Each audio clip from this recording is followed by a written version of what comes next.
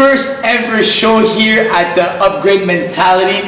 I'm with the great Meaghan Benfeito. So let's go over a bit of an introduction for this great athlete in front of me. So for you guys that know her or don't know her, and if you don't know her, you should get to know her. Her name is Meaghan Benfeito. She's a Canadian Olympic diver. She competed at the 10-meter synchronized event where she won bronze in the 2012 and 2016 Olympic Games, and where she also won bronze in the single 10-meter platform event. So she competes in both.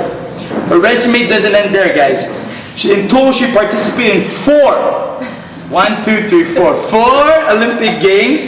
She's won 19 medals, including 5 gold medals split between the Olympic, World Championships, Commonwealth Games, and Pan American Games. She's one of the most decorated Canadian athletes. She's an inspiration, not only for Canadians alike, but also for women, and a beautiful success story for families having to migrate to Canada from another country. Welcome, Meaghan Benfeito. Thank you. How are you? I'm good. How are you? Very, very good. Guys, for you guys that know that don't know, I'll tell you right away. I know Meaghan since a long time ago. I kind of known her for a long time ago, but no, I know her now. I've been training her family now for the last 3 years, right? 3 years I've been training her family, and one of the most tight-knit families I've ever seen. A lot of love, a lot of support, and it's not for nothing that she's where she is today, considering the fact that her family is such a beautiful family. So let's get going with the first question. Meaghan, first of all, for all the viewers that don't know you, okay, because a lot of them know you, but for those that don't know you, can you talk about your origins growing up in Montreal? How was it? So I am born here in Montreal, obviously, to a Portuguese family, both sides, my mom and my dad. I want to say halfway of having kids, my grandparents came to Montreal. They're both from the Azores as well, so the Azores, which is absolutely beautiful. I've been there a couple of times, and sometimes don't know why they came to Canada, but hey, so halfway, I have some uncles and aunts that are born in Portugal, some of them that are born here, so at least it's a very different kind of family. So I was born here. I have 2 younger sisters, a bunch of cousins, and a huge family. I think it's just absolutely amazing to have a big family like that, because kind of just makes you grow up with friends forever. On my dad's side, my grandfather had a grocery store that changed a million times their name. So it ended with Le Petit Sportigal, that was on Hotel de Ville and Rachel, really in the Portugal side of town. So everybody knew my grandfather, and he's missed right now. Guys, for you guys, well, like she just mentioned, right? Her family was they owned a what we call a dépanneur, okay, or a marché. And for the longest time, a lot of Portuguese people always used to tell me, the best chorizo, which is a Portuguese sausage, is from the Benfeitos. The Benfeitos, they make the best chorizo. But it is I feel like, yeah, okay, he was my grandfather, but like, I've been to Portugal, I tasted it there, doesn't taste the same. Right. We have to settle for what there is now, but it's not that, I feel like it's that homey taste that's missing, but I was told it was the best, and it is what it is. She's biased, guys. Before the show, the dad told her, better talk about the chorizo, I don't fuck around. So obviously you're an Olympic diver, you're one of the most decorated athletes, like I mentioned before. How did you get started in diving? How was your first experience like? Tell us about that. So I started swimming. I mean, you kind of have to know how to swim. I feel like being from Portugal, and they have water around them, but like almost all my uncles and aunts don't know how to swim. No one knows to swim. So my parents, they just put me into swimming, and I think I was 4, and from 4 to 7 I did swimming classes, and then at 7, after every swim class they would always bring us to the diving boards, and I was kind of that kid that would always play with the boys, that would have scraped knees, play hockey in the lanes, and just always have fun. And I feel like it was that adrenaline that like kind of drew me in, and so every time we would be on the diving boards, jumping off of it, feeling like you're flying. I also watched Alex Despatie, Emily Haymans, which were huge names in diving, and I just remember going back home and being like, Mommy, I want to be a diver, and I've never looked back since.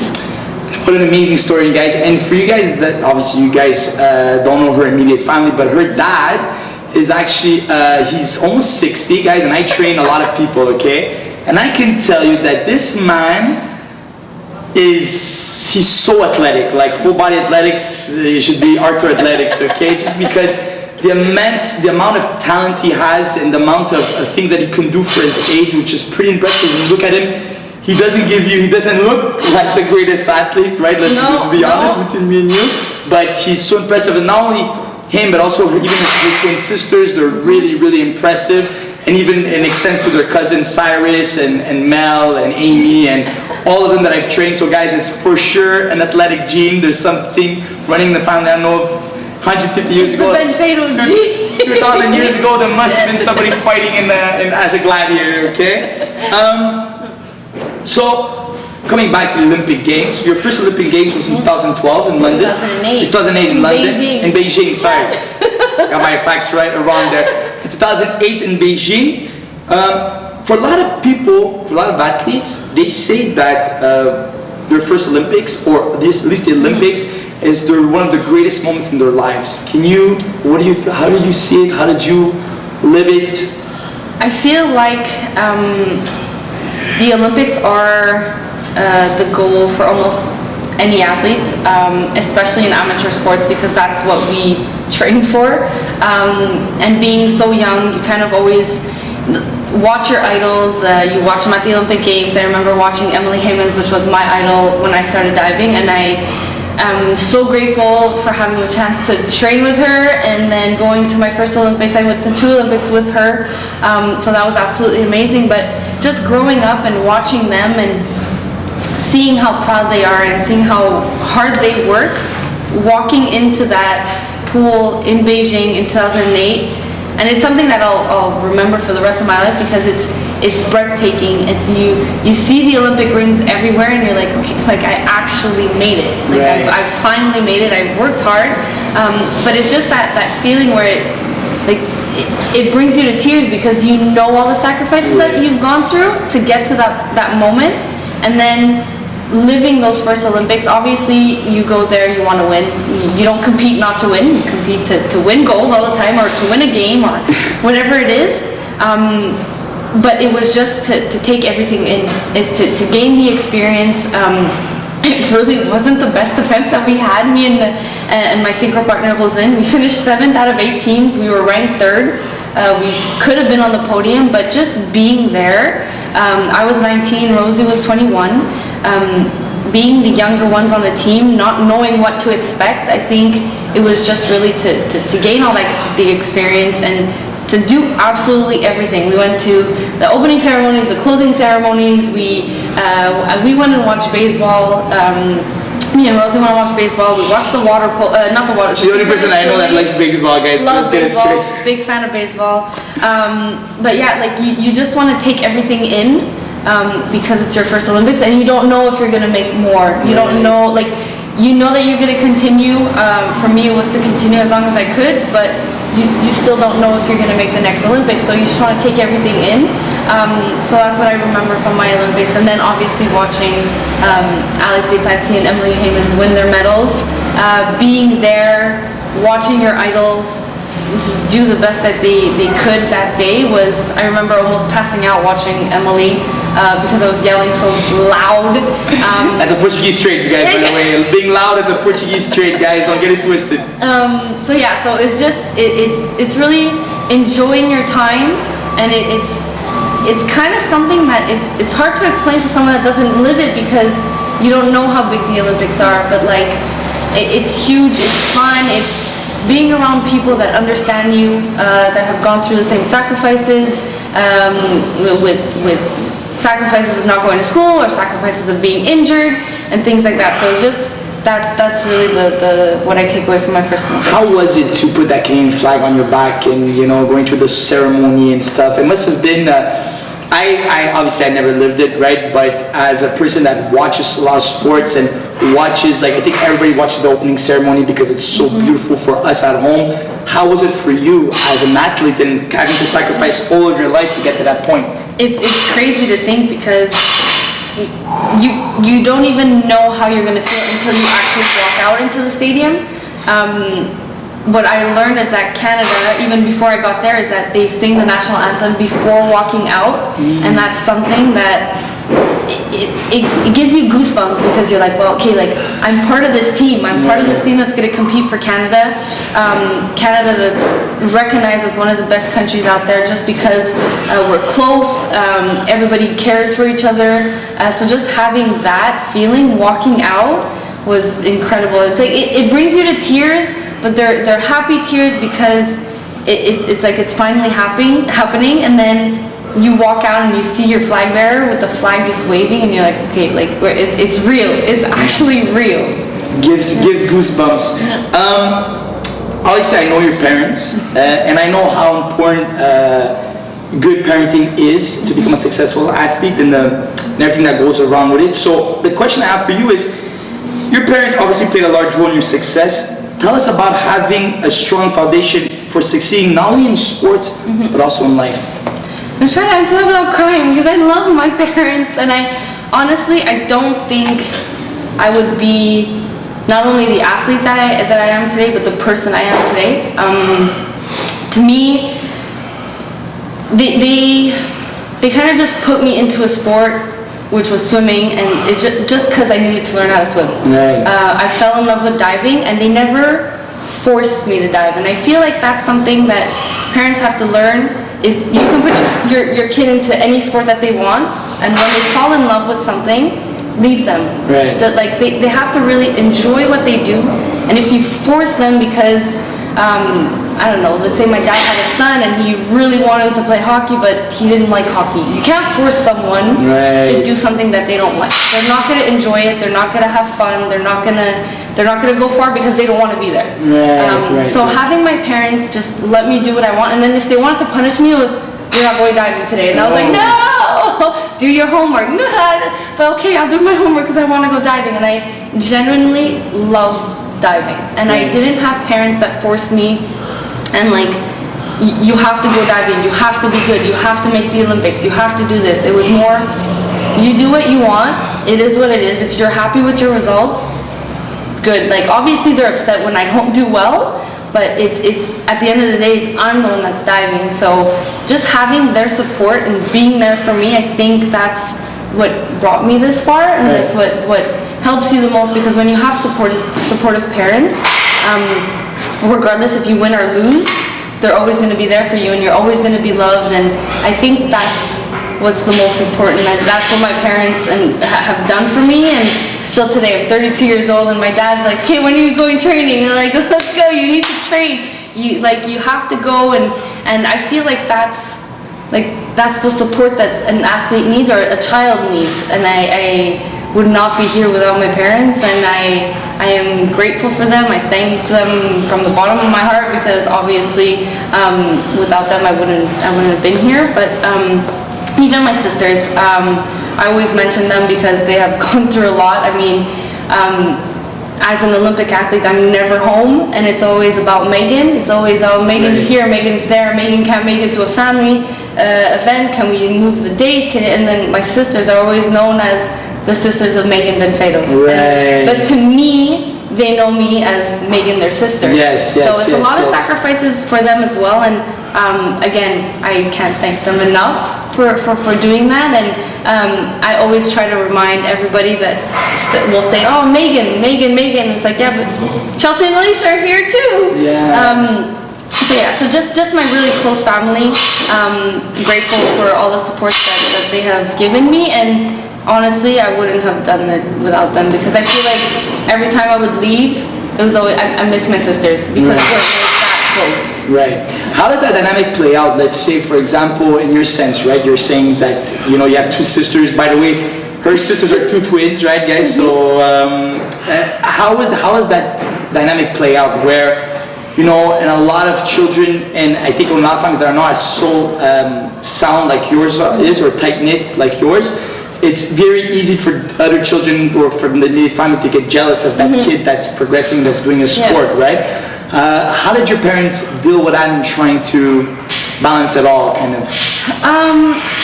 I feel like it just came naturally because me and my sisters are close. They tried diving, they hated it. They absolutely, they didn't understand how I fell in love with it. They were very good in school, and my parents just let us do what we love. Right. Okay, yes, they tried diving, yes, they tried karate, yes, they tried tennis, and it wasn't, you have to try it, you have to do this. It was more, you don't like it? Okay, next sport. If you don't like anything, it's just do what you love. And I feel like my parents love us just the way we are. It's not like Meaghan's the best out of the three, or Meaghan's the most loved out of the three. We were just always together. Everything we would do would be in a family. It wasn't, unless we weren't around, but it was always, okay, we're going to this place, well, all five of us go together. It wasn't one is picked over the other. I still think my dad prefers Alicia, and then my mom likes Chelsea, and then I'm just the oddball, but they're gonna say the complete opposite. All parents are always gonna say, no, it's not true. I feel like the way that we grew up, we just grew up, the three of us together. Right. I would do anything for my sisters, and I know that they would do the same thing for me, so I feel like that's easier. But again, it's the way we grew up, and I know that some families are completely different. I have teammates that they're three girls, and the middle one's the better one, or the older one's the better one, and they want to rip their heads apart. Exactly, and it's hard to watch because I'm so close to my sisters and so close to my parents. But again, it's to just leave your kids do what they love. It's so much easier at the end of the day. Such a good point. Your last Olympic Games, we can say it was a sad one for you, right? I'm still laughing though. We can say it was a sad one for you, finishing in the semis, and your partner Kaylee Mackay, not McKay, because she was like, Brian, it's Mackay, not McKay. Even I make the mistake, it's okay. She'll give you shit if you don't say well. Having her ankle broken, not being able to perform at the heights that she wanted to perform. How was the last Olympics Games for you on a personal level? Because obviously we know as an athlete it pisses you off, but on a personal level, how did you feel? Honestly, I was happy. A lot of people are gonna say it's rough to finish 4th and 13th, right out of the podium and then right out of the finals. But I feel like so much has gone on in the last year. The pandemic, where it postponed the Olympics. As an athlete, you kind of set your goals or your objectives within the 4 years, not 5 years. Yes. And even if I said that I was probably going to go on an extra year, it wasn't for the Olympics. It was the Olympics were going to be in 2020, and I was going to go to the World Championships in 2021. And then not being able to train, a lot of people think, oh, but it's just 3 months off out of the pool. But 3 months is a lot. 2 weeks out of the pool is sometimes way too long. So that was hard, and the fact that I pushed through all of that and still made it to the Olympics, that's what I'm the most happy about, and to have sacrificed all of that, where I could have just pulled the plug and been like, hey, I'm done. I've gone through enough. And then obviously the fire in January 2021, where I could have easily just been like, you know what? I mean, I've done a lot. I've done enough for diving. I've been around for 25 years. That to me, it was the easy way out, but that's not who I am. And I feel like the fact that I pushed through all of that, that's what I'm the most happy about. And then obviously with Kaylee's foot, but at the same time, you never know, right? We finished 4th in diving. .50 is this much. But it doesn't mean that if she did have both her feet, that we would have been 4th or on the podium. So the fact that we were able to push through all of that, to me, these Olympics, that's what it meant. I feel like it's not only me. I was even talking to one of my teammates a couple of days ago, and I said, regardless of the results, I feel like all the Olympics were based around this, like the stories behind the athletes, and not just results. Like we weren't always focused on results. Yes, we're all there for medals, but it was nicer to watch Simone Biles pull out of her event because of mental health. Me not making the finals when I was a bronze medalist in 2016. Then you had stories like that were so much more intense and so much nicer to live through than actually just me living through all that and winning a medal. Like it would have been like too good to come true. Yeah. So I feel like in the long run, I'm happy. I'm disappointed with the results, but happy that I sacrificed everything. I pushed through everything and I made it there. It's actually funny that you mentioned Simone Biles and your partner having your ankle broken. Sometimes you go through that adversity, right? And you know, sometimes you think, well, like you're talking before about how you went 3 months without training. Well, in a sport like yours that's so precise, you know, every day, every week that goes by without you training can really affect your training. And it must have been the case for a lot of athletes. Some athletes, you know, the government still permitted them to train and stuff. But the case in Canada, well, you guys were a complete shutdown, right? You were training from home, doing backflips in your... I did. I pulled out the mattress from the guest room, put it in the living room. It was rough. Right. Obviously, we've seen the success in Canadian women in the last Olympics, right? Winning most of the medals for Canada. But not only that, Leylah Fernandez now in tennis, coming to the finals. In your estimate, how is the health of sports for women in Canada right now at the moment? It's a tough question because I feel like it's not where it should be. I feel like we still have to talk about it. We still have to show that women, like they're good. They're like we have Leylah, we had the women's soccer, we had the women's hockey. It was just crazy to watch and like to see that and to keep seeing it, because in 2016 too, most of the medals were won by females. And the fact that sometimes we don't get the recognition that we deserve, it's hard, but I feel like this summer it kind of showed like it's getting there. It's nice to watch, and it's so nice. We're really close at the Olympic Stadium, which is the Institute for Sports. I train with the women's hockey team, and to watch them win was like the happiest moment because I train with them. I see them, I see the hard work. I met Leylah at the Olympics. So to know someone personally and see the success, you just feel so much happier. And to watch, or to see people watch it, like we just found out that the women's finals at the tennis, the US Open, was more watched than the men's finals. It just means women's sports or women in sports is becoming more popular, and it feels good to see that. I know that we have a lot of little girls coming up in diving that are looking up to us, and if I can bring a little girl into diving or to live her dreams, I know that my job is done. And if it's in diving or if it's in another sport, like good, because that's what we do it for, is mostly that. But just I feel like we have to keep pushing. We're always gonna have to keep pushing, but we're gonna get there one day. Very impressive, talking about actually the Canadian soccer team that won gold in the Olympics, which is a first. And you know, it's been a while, right? They were reaching the semis, finals, losing, you know, and finally seeing them get their gold. It was not just impressive for you that maybe trained with some of these athletes, but also for us at home, right? Watching that scene, we're like, oh my God, you know what I mean? It was beautiful, and I feel like also for soccer, it's good because we don't have that many soccer the players, like the girls that play soccer or girls that play hockey. I feel like it's not a man's sport. It doesn't have to be a man's sport. And the fact that they won and they finally beat the US, it was beautiful to watch. I feel like I almost cried. I was in the plane watching or keeping tabs on the women's soccer because I was on my way back home.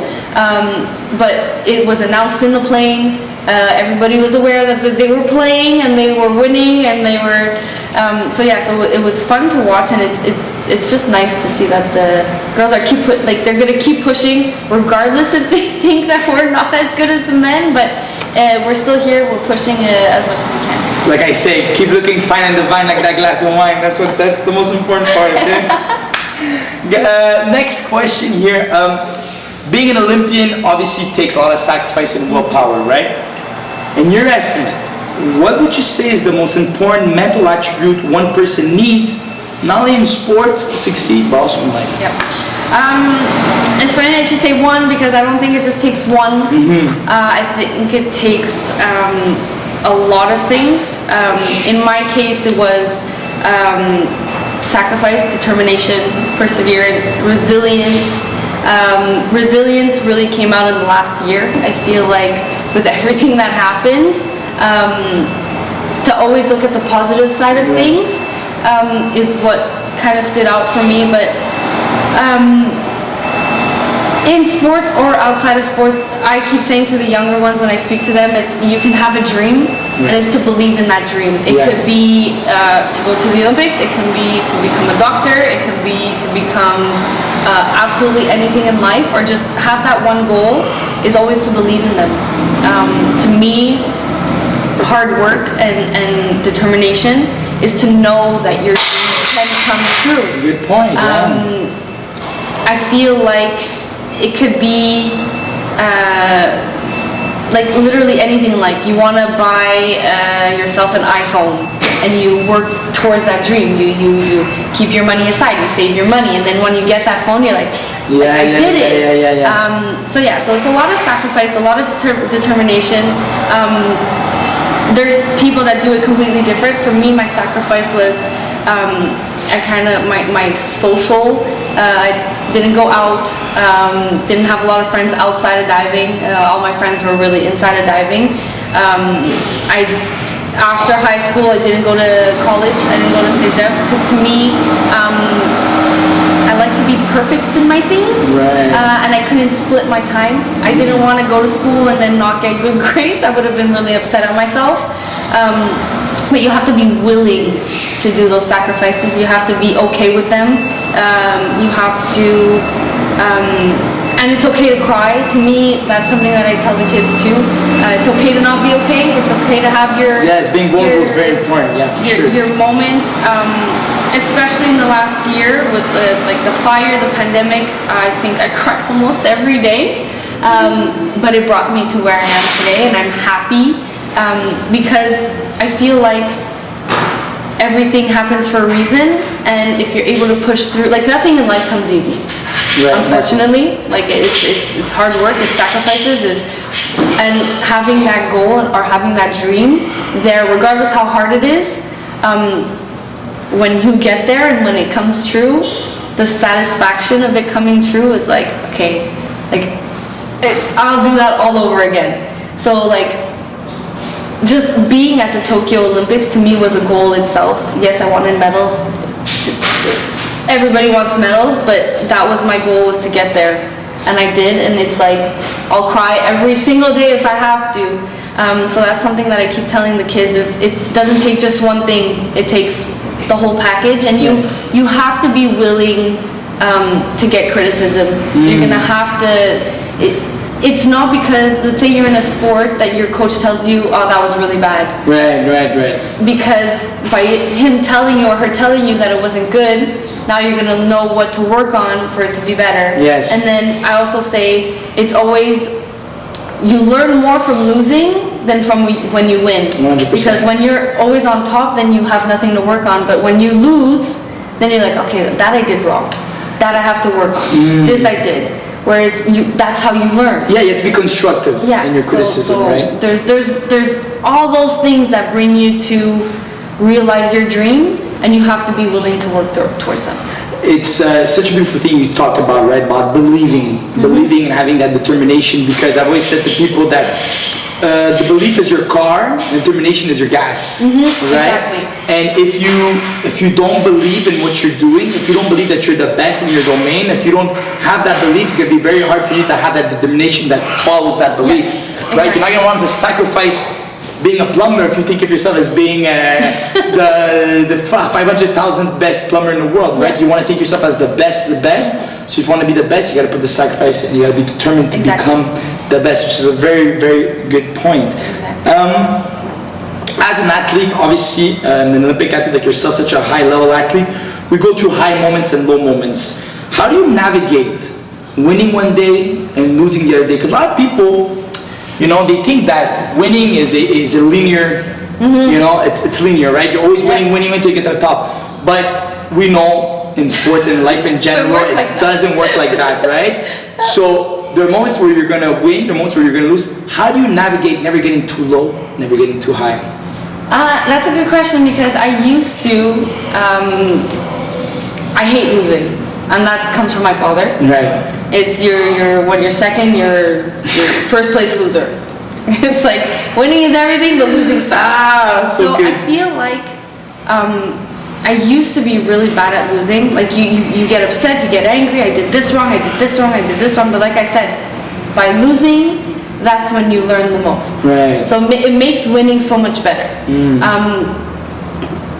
It's hard at moments, and then when I met Alex, my boyfriend, he kind of made me realize that regardless of the results, you have to look at the journey, or like what you did to get there. It's very important to have something positive every day. So let's say I would train, even if I would have a really, really bad practice or I would cry, he would always ask me, but was there something positive? Like, look for something positive that you did today. Right. And then I'd be like, okay, well, I did this positive. Like, this was good. This was like, my coach was happy with this. Let's focus on that. Right. Don't always focus on the negative, because you can get into a very dark place when it's negative. Yes. And I feel like that also helped me towards the Olympics, to feel happy with my results, to feel okay with being 13th. Everybody was super upset at me being 13th, and I was like, oh, but I did this okay, and this dive was okay. And then, so always look at the positive side, and I feel like I said, winning, you're so happy when you win, but you don't learn anything. So I feel like that's something that I learned throughout my career. When I was really young, I was really bad at losing. Right. But it's a maturation process, right, for sure. Like you learn, and you always want to win. And it was also something where when Rosie was around, my partner that had retired in 2016, we were always on the podium in the synchro event. And then when I switched with Kaylee, we were usually fourth. And it's like, okay, but why can't we be on the podium? And then you kind of realize, you're like, no, like we have to work together. We have to see the positive side. Like, we're a newer team. The judges don't know us. We're also a judge sport. So sometimes it's, they don't always give you the benefit of the doubt. So you have to work for that spot. Whereas me and Rosie had worked, like we've been diving together. We started in 2004. She retired in 2016. So like we had that time. And then Kaylee, that was a young athlete. She was 17 when we started synchro together. Nobody knew her, so like you had to gain that confidence. You had to gain that. So I learned a lot with that as well. Being fourth really sucks. I'm not gonna lie. But you kind of like, you learn to accept it, because you learn to see the positive side. You're like, okay, well, this was good today, and this was good, and then, okay, yes, that was really bad, but that allows me to work on that tomorrow. Like, I can take that moment and work on it. So it took me a long time, but I feel like if you can show the younger generation to like appreciate what you go through, to not always focus on the negative. And I feel like it's the same thing with everyday things, especially like, let's say you want to lose weight. Well, it's not going to come like this. No. Like it's a process, and you have to be willing to go through that process. And okay, well, I ate this today, that was a positive side, or I did this today, I went to work out.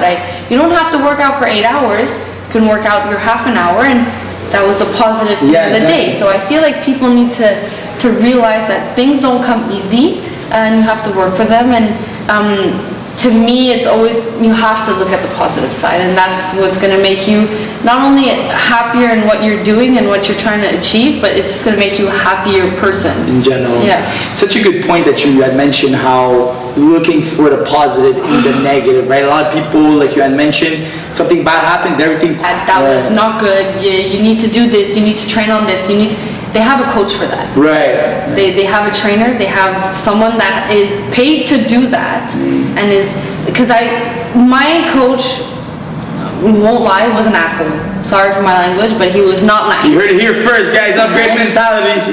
But that also brought me to where I am. Because he is paid for his job, and his job is to make you the best that you can. Right. And it's not the parent that is supposed to do that. The parent is supposed to be there to support. Right. You had a bad practice today. What went bad? What went well?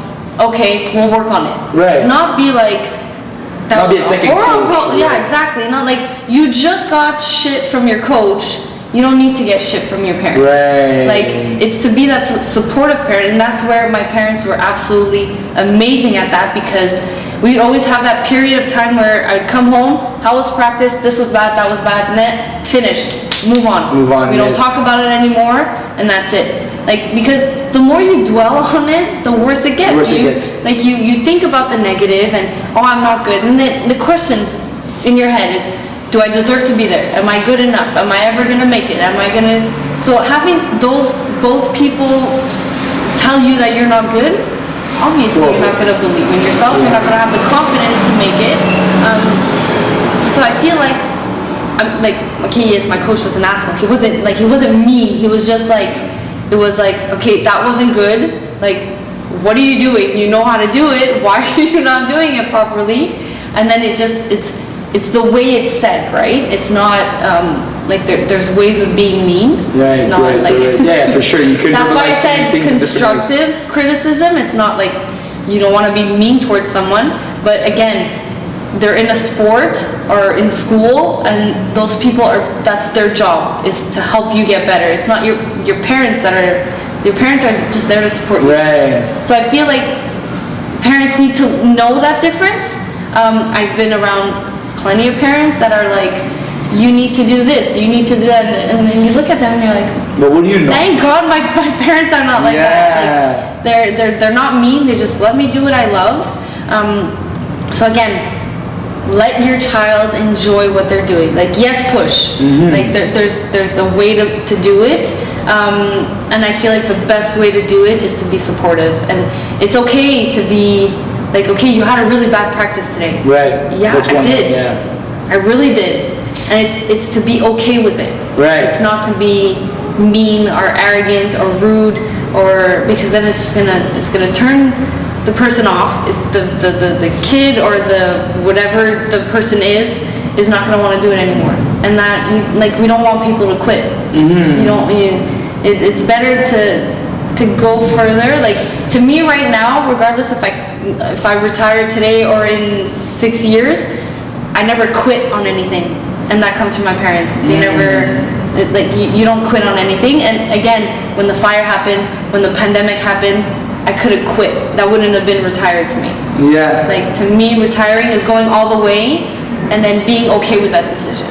But quitting, to me, doesn't exist. You can't quit on something. Very interesting. So, not overcoaching your child, right? Not being too extremist in the way he or she plays, and just being supportive, I think, is very important. Now, on a more softer, personal, lovey-dovey note, we know, for most of us, some of you don't know, you should know, we know you're dating Alex Dupuis, fullback for the Regina Rough Riders. Saskatchewan, Regina, so it's in Regina. Saskatchewan Rough Riders. How do you deal as a couple to navigate sacrifice between practices? You're having your own life, he has his own life. Social media always being a part of everything, right?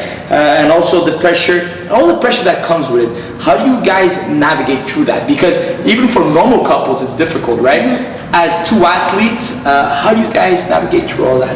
I feel like it's easier being athletes, right? Because we know what it is. I didn't have to explain to him that I was an Olympic medalist and I have things to do. I have an agent that takes care of my Instagram. I didn't have to explain that. He just knew, and I knew how he was, and it was always because we're athletes. It was never, oh, you should put me first rather than your sport. No, your football comes first, my diving comes first, and then we're a couple. Everything else. That's amazing. So I feel like it's a lot. Take note, guys. easier. You have boys and girls that think that your partner should be the center of the universe, and you guys should. I mean, why not? Yeah, go to the washroom together, go to the groceries together. No. You know. But I feel like it makes it easier to understand, and then everything around it is easier. Like, he's gonna understand that I have to be sometimes in the public eye. He has to be in the public eye, and it's just so much easier to understand. Right. And I feel like we help each other also because we're complete different sports. Yes. Complete different sports, and like I mentioned, he made me understand how to look at things positively, how to find that one thing that mattered throughout the day, and I feel like it's helped me a lot. So I feel like we help each other. I'm not saying that it wouldn't work with someone that's not an athlete, but I feel like just both of us being athletes, we're able to help each other in different aspects that we wouldn't necessarily know if we hadn't met each other. Right, makes perfect sense. Now, big questions coming up right now, guys. What's your plan for the future, Meg? and there are rumors that you are retiring. Is that true? Well, the plan first. I don't know right now. Honestly, I'm even gonna answer the retiring one. I'm not retiring yet. I want to make the right decision, so I want to take my time. I might go another year. I don't know. I know I said that I might. I was always told your body knows when you're done. Right. I don't know if I'm there yet. I know my body is still. It needs recovering. It hurts. It's still hurting. For sure. Yeah. So I don't know. I haven't made the decision. I really want to take my time. That's something that I sat down with my partner that retired in 2016, Rosie. She told me, take your time. Right. Just enjoy your time off. Take the time that you need, and it'll just come. It'll come to you. If you want to continue, you'll continue. If you don't, you'll retire. So I don't know yet. I don't know. Just to add on what you're saying, I think the best decisions in life are made when you take your time to make them, right? Impulsively, when you make decisions impulsively, a lot of times you make these decisions based on emotions, but you can feel angry today and feel happy tomorrow, and after tomorrow you can feel sad, and after that you can take your time, navigate through those emotions, right, and see where the truth lies, because a lot of people sometimes they make hasty decisions on impulsivity, and you have to understand that every day our bodies are different, our minds are different, we're working on different frequencies. Sometimes we might wake up happier than other days, so it's important when we make that decision, especially one like yours, to be okay with it and to make sure it's the proper decision, right? Yeah, and I feel like I absolutely love diving. I still love it. I wish I was younger that I could continue, because I genuinely love diving. Like, there's a reason why I'm still here. When I could have retired in 2016 after my 2 medals, I could have been like, okay, I did what I wanted to do, was to medal twice in one Olympics. I did, but no, I still had it in me. I still love the sport. My coach was like, no, you can still go. Like, there's a lot in you that can come out. So that's one of the reasons why I continued. But I love diving. I love the sport of diving.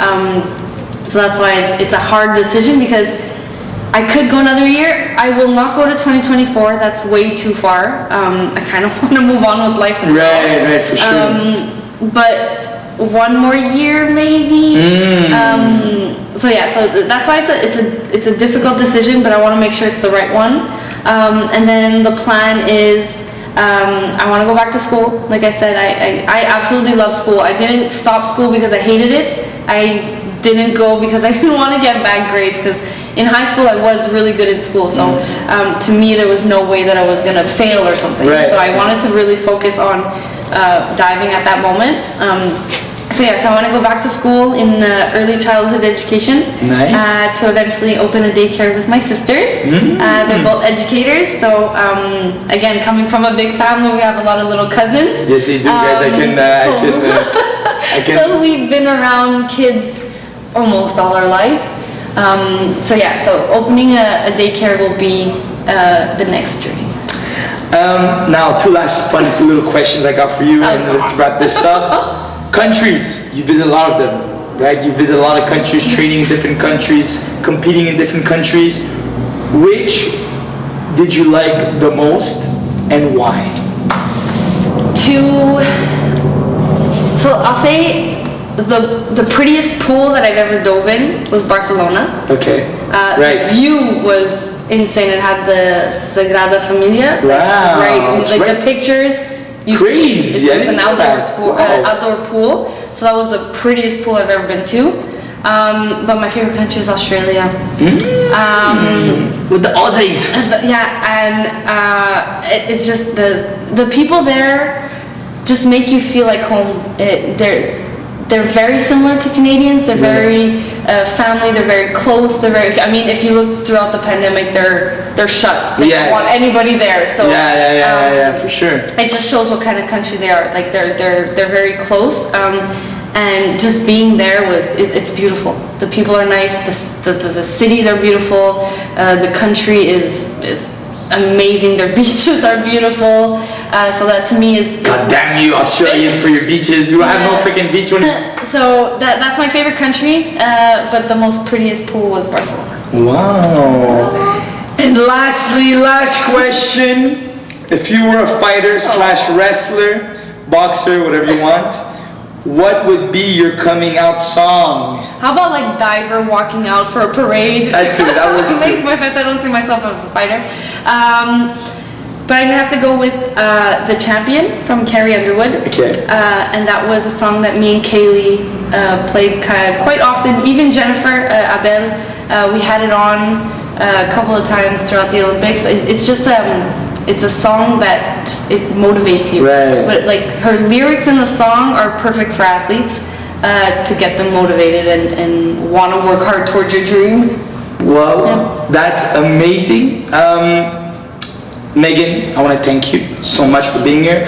Before letting you go, I have to give you a little spiel about what I think about you. And honestly, guys, I've known Meaghan for a long time as a person. I know who she was, because obviously in the Portuguese community, we're like, Meaghan Benfeito, Meaghan Benfeito, Meaghan Benfeito. My family knows her family. Her cousin is my brother's best friend. I want to say how impressed I am about you, not only as an athlete for all the accolades, guys, I can run over these cards and all these gold medals and all everything, but also just as a person, how humble you are as an individual, how respectful you are. I've had her a couple of times at the gym, and every time she said make a spiel, and every time she's like, oh, here he goes again, okay? But honestly, I want to say how much I appreciate you as a person. Thank you. How much of an inspiration you are, not just for me as a Luso Canadian, but also for all Canadians, women and men alike, and how much of an inspiration and motivation you are for kids that maybe say, well, diving is not for me, it's not. Well, listen, you have a proof of a person that came from nothing, that's made it pretty far, right, winning all these medals. And yeah, thank you so much for being on the first episode of Upgrade Mentality. Guys, this show is going to be uploaded on obviously iTunes or what's the other one? Spotify, thank you. But it's also going to be uploaded on YouTube, okay? And I'll put the name of the song on the credits underneath. Thank you so much, guys. Thank you so much, Nego, for the amazing interview. You were amazing. Guys, have yourselves an amazing day. This is all for your first episode of Upgrade Mentality. Meaghan Benfeito, thank you so much. Guys, have yourself a great day. And if you want to say something... well, no, congrats to you, and I'll be watching. I'm excited to watch. Thank you so much. Guys, enjoy your night. Take it easy. Ciao.